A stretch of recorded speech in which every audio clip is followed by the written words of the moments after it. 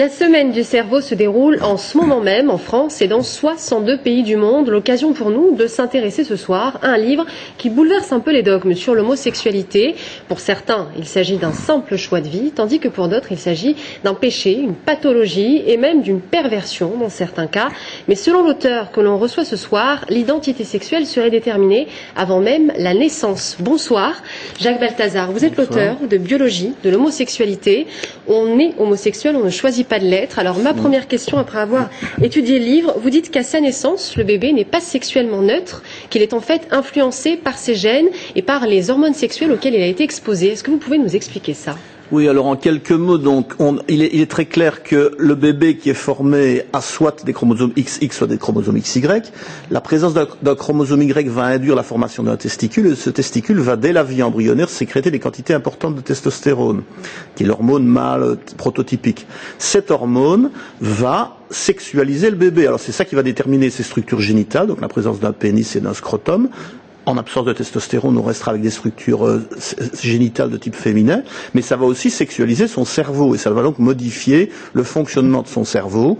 Et les informations qu'on a en partant d'une part d'expériences réalisées sur les animaux et d'autre part de cas cliniques et de corrélations qu'on établit chez l'homme, suggèrent très fortement que l'orientation sexuelle, qui est une variable sexuellement différenciée, puisque la majorité des hommes s'intéressent sexuellement aux femmes et la majorité des femmes s'intéressent sexuellement aux hommes, donc c'est une différence entre hommes et femmes, cette différence serait induite par l'exposition aux hormones stéroïdes pendant la vie embryonnaire. D'accord, parce que jusqu'en 70, on pensait que l'éducation de l'enfant suffisait à déterminer son orientation sexuelle. C'est encore le cas d'ailleurs en France, en Italie, en Espagne, on est vraiment de cette école. Est-ce que ça veut dire que le constructivisme social, dont vous parlez dans votre livre, finalement, n'est pas vraiment déterminant ? Mais disons que le constructivisme joue probablement un rôle. Il est certain que la société sexualise l'enfant également. On traite les petits garçons et les petites filles de façon extrêmement différente. Mais à côté de ça, on sait aussi qu'il y a des différences biologiques qui sont préexistantes. Alors la vérité est en général dans le mélange des deux. La vérité, ce n'est ni blanc ni noir, ça va être gris comme d'habitude. J'ai écrit ce livre largement parce que je suis en contact avec les milieux qui étudient les contrôles hormonaux du comportement aux États-Unis de façon très suivie. Et aux États-Unis, tout le monde est persuadé que c'est en partie génétique, en partie hormonal, en partie éducationnel, donc rôle de postnatal. Parce qu'on a remarqué aussi que les enfants éduqués par des couples homosexuels sont généralement hétérosexuels. Oui, donc on peut se dire aussi que l'éducation n'a pas vraiment, n'est pas déterminante. Ce qu'il y a, c'est que on a des suspicions qu'il y a peut-être des effets d'éducation. Cependant, quand on fait des études et qu'on essaye de voir si ces effets sont présents effectivement, on ne les trouve pas. Alors qu'on a par contre un faisceau d'arguments qui suggèrent que des influences hormonales prénatales pourraient jouer un rôle important. Alors est-ce que ce rôle est déterminant et contrôle tout en lui-même? Ça, on ne peut pas le dire, mais c'est un rôle très important en tout cas.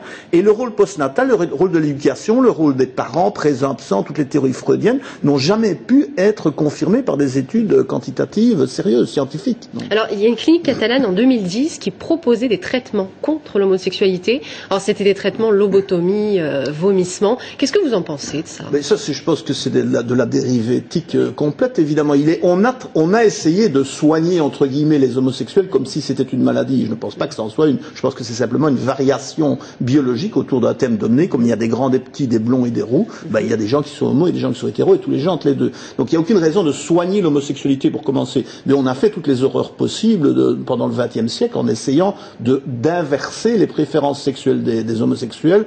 On a fait de la lobotomie, on a fait diverses lésions du cerveau, on a fait des expériences de conditionnement absolument horribles, etc. Tout ça n'a jamais inversé l'orientation sexuelle des individus. Alors pourquoi justement est-ce que l'homme a autant, au sens générique du terme bien évidemment, a autant de mal à accepter l'homosexualité dans nos sociétés? J'y vois deux raisons. D'une part, c'est que c'est une minorité, et les minorités sont persécutées dans toutes les sociétés. On persécute les roux dans une certaine mesure. En Afrique, on persécute les albinos. Donc pourquoi est-ce qu'on ne persécuterait pas les homosexuels? Puisque ça n'est jamais que 2 à 5%, peut-être 10% de la population maximum, mais c'est une minorité. D'autre part, l'homosexualité touche évidemment à des choses qui sont extrêmement importantes dans notre vie, qui sont la sexualité, et ça dérange les gens d'avoir du non-conformisme dans ce domaine-là plus que dans d'autres probablement. Alors ce qui est intéressant aussi, c'est que vous faites un parallèle entre l'inné donc la part latente du mécanisme biologique, et puis l'éducatif, l'acquis, c'est-à-dire l'éducation des parents. Est-ce qu'on peut quand même aujourd'hui dire qu'il y a un des deux aspects qui prend le dessus? Mais selon les données que moi j'ai consultées, et je pense avoir lu la littérature de façon relativement exhaustive, je pense que le biologique, je ne dirais pas nécessairement l'inné, parce que ça peut être les hormones embryonnaires, et ça ce n'est pas nécessairement les gènes, c'est peut-être en partie les gènes, mais c'est peut-être aussi le milieu auquel a été exposée la mère gestante.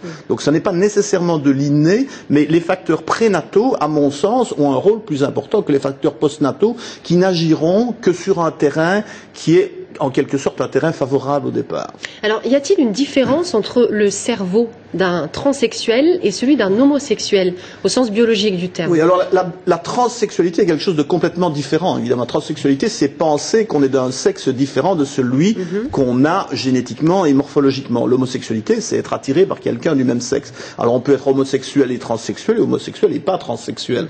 Alors, on ne sait pas grand-chose du cerveau de ces individus, mais on a tout de même deux études qui montrent que d'une part, chez les homosexuels, on a un noyau dans l'aire préoptique, c'est-à-dire une zone qui est située à la base du cerveau, à l'avant du croisement des deux nerfs optiques.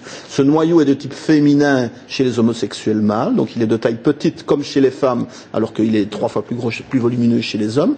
Par ailleurs, chez les transsexuels, il y a une étude qui a montré qu'il y avait un autre noyau qui est situé de façon un peu plus dorsale, qu'on appelle le noyau du lit de la stride terminale, mais ça n'est pas important, qui est lui, de taille féminine chez les transsexuels, hommes vers femmes. Donc les hommes qui pensent, dur comme fer, être des femmes et qui veulent se faire changer de sexe de façon chirurgicale. Merci beaucoup, Jacques Balthazar, pour ce livre. En plus, je crois que c'est l'un des seuls livres en France qui traite vraiment cette question avec profondeur et sérieux. Il me semble bien. Donc, biologie de l'homosexualité. On est homosexuel, on ne choisit pas de l'être. Je précise que vous êtes dans un instant à la boîte à livres, à Tours. 19h ce soir, oui. Voilà, très bien. Donc, c'est noté pour nos téléspectateurs. Merci beaucoup d'être venu sur ce plateau. Voilà, c'est la fin de cette édition. Merci à vous de l'avoir suivi. Je vous retrouve demain soir pour l'information.